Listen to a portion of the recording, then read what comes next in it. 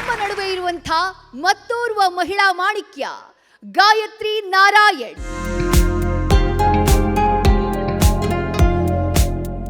ನೇತ್ರದಾನ ಮಹಾದಾನ. ಆದರೆ ಸಾವನ್ನಪ್ಪಿದ ವ್ಯಕ್ತಿಯ ಕಣ್ಣಿನ ದಾನಕ್ಕೆ ಬಹುತೇಕ ಕುಟುಂಬಗಳು ಅವರ ಸಂಬಂಧಿಕರು ಒಪ್ಪೋದಿಲ್ಲ. ಆದರೆ ಇವರೊಬ್ಬರು ಸಾವಿನ ಸುದ್ದಿ ಕಿವಿಗೆ ಬೀಳ್ತಾ ಇದ್ದಂತೆ ಮನೆ ಮನೆಗೂ ಹೋಗ್ತಾರೆ, ಸ್ಮಶಾನಕ್ಕೂ ತಲುಪ್ತಾರೆ. ಜನರಿಗೆ ನೇತ್ರದಾನದ ಶ್ರೇಷ್ಠತೆಯನ್ನ ಮನವರಿಕೆ ಮಾಡಿ ದೃಷ್ಟಿ ವಿಕಲಚೇತನರ ಬಾಳಿಗೆ ಬೆಳಕಾಗ್ತಿದ್ದಾರೆ. ಅವರೇ ಗಾಯತ್ರಿ ನಾರಾಯಣ್.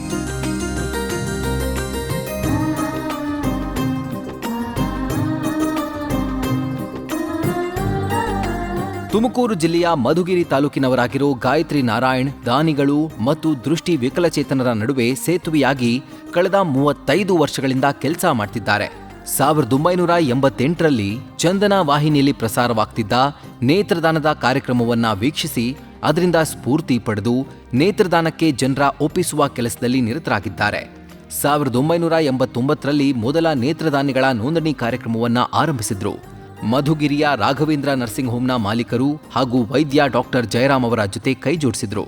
ತಾಲೂಕಿನಲ್ಲಿ ಆಕಸ್ಮಿಕವಾಗಿ ಮರಣ ಹೊಂದಿದ ಮೃತ ಕುಟುಂಬಗಳ ಜೊತೆ ಮಾತನಾಡಿ ನೇತ್ರದಾನ ಬಗ್ಗೆ ಅರಿವು ಮೂಡಿಸುತ್ತಾ ಕಾನೂನುಬದ್ಧವಾಗಿ ಕಣ್ಣುಗಳನ್ನು ಪಡೆದು ಲಯನ್ಸ್ ಆಸ್ಪತ್ರೆಗೆ ಕಳಿಸ್ತಾ ಇದ್ರು.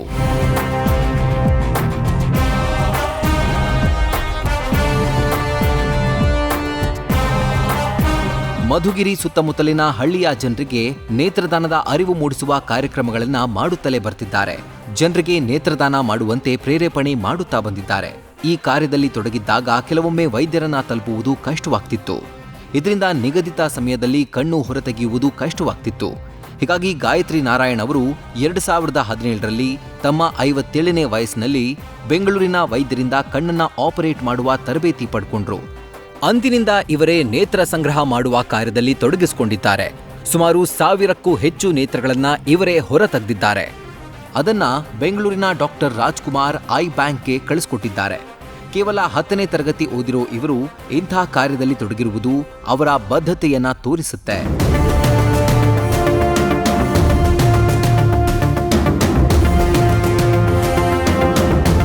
ಸಾವನ್ನಪ್ಪಿದವರ ಮನೆಗೆ ಭೇಟಿ ಮಾಡಿ ಆ ಕುಟುಂಬ ಮತ್ತು ಸಂಬಂಧಿಕರಿಗೆ ಮನವರಿಕೆ ಮಾಡೋದು ಸುಲಭದ ಕೆಲಸ ಅಲ್ವೇ ಅಲ್ಲ.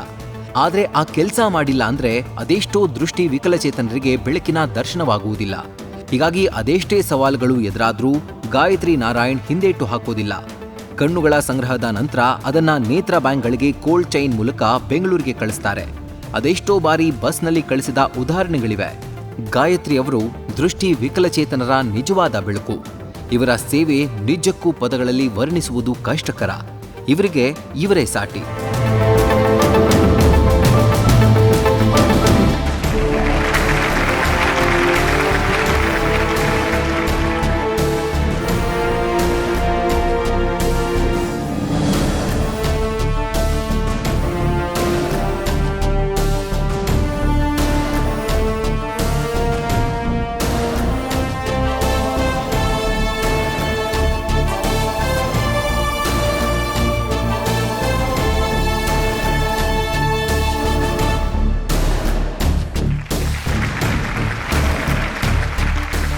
ಯಾವುದೇ ಒಂದು ಹೆಣ್ಣು ಮುಂದೆ ಬರಬೇಕು ಅಂದರೆ, ಯಾವುದೇ ಕ್ಷೇತ್ರದಲ್ಲಿ ಸಾಧನೆ ಮಾಡಬೇಕು ಅಂದರೆ ನಿಜವಾಗ್ಲೂ ಕುಟುಂಬದ ಸದಸ್ಯರ ಬೆಂಬಲ ಅತಿ ಮುಖ್ಯ. ಯಾವುದೇ ಹೆಣ್ಣಿನ ಕುಟುಂಬ, ಅವರ ಕುಟುಂಬ ಸದಸ್ಯರಿಗೆ ನಾನು ಮೊದಲು ಧನ್ಯವಾದಗಳನ್ನು ಹೇಳ್ತೀನಿ. ಇಂಥ ಒಂದು ಸೇವೆಯನ್ನು ಗುರುತಿಸಿ ಇಲ್ಲಿ ನ್ಯೂಸ್ ಫಸ್ಟ್ ಚಾನಲ್ನವ್ರು ನನ್ನ ಗುರುತಿಸಿ ಇಲ್ಲಿ ಒಂದು ಆನರ್ ಮಾಡ್ತಾ ಇರೋದು ನಿಜವಾಗ್ಲೂ ನನಗೆ ಸಂತೋಷ ಅನ್ನಿಸ್ತು. ರಾಜ್ಕುಮಾರ್ ಐ ಬ್ಯಾಂಕ್ನವರು ಸುಮಾರು 25 ವರ್ಷಗಳಲ್ಲಿ 75,000 ಜನರ ನೇತ್ರ ನೋಂದಣಿ ಮಾಡಿದರು. ಪುನೀತ್ ರಾಜ್ಕುಮಾರ್ ಅವ್ರ ಮರಣ ನಂತರ ಕೇವಲ 11 ತಿಂಗಳಲ್ಲಿ 1 ಲಕ್ಷಕ್ಕೂ ಹೆಚ್ಚಿನ ನೇತ್ರದಾನಿಗಳ ನೋಂದಣಿ ಆಗಿದೆ. ನ್ಯೂಸ್ ಫಸ್ಟ್ ನಿರ್ಭೀತಿಯಿಂದ ನಿಮ್ಮ ಪರವಾಗಿ.